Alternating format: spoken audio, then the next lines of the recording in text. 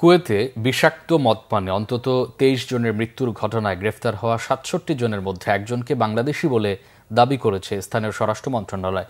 একে ভিত্তিহীন বলে জানিয়েছে কুয়েতে বাংলাদেশ দূতাবাস।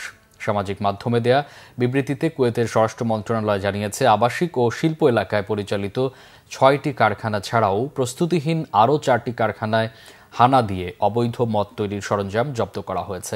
বিবৃতিতে দাবি করা হয়েছে, গ্রেফতারকৃতদের মধ্যে এক বাংলাদেশি অপরাধ চক্রের নেতৃত্ব দিচ্ছেন।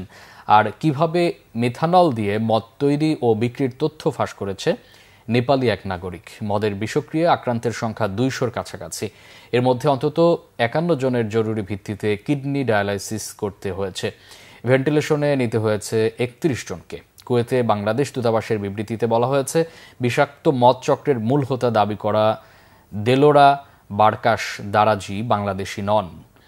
ওয়াইফারা থানা আর আহমদি জলার তদন্ত কর্মকর্তার সাথে যোগাযোগ করে এ বিষয়টি নিশ্চিত হওয়া গেছে। যাচাই বাছাই ছাড়া ভ্রান্ত তথ্য প্রচার করে প্রবাসী বাংলাদেশিদের সুনাম ক্ষুণ্ণ করার মতো তৎপরতা থেকে বিরত থাকার আহ্বান জানিয়েছে কুয়েতে বাংলাদেশ দূতাবাস।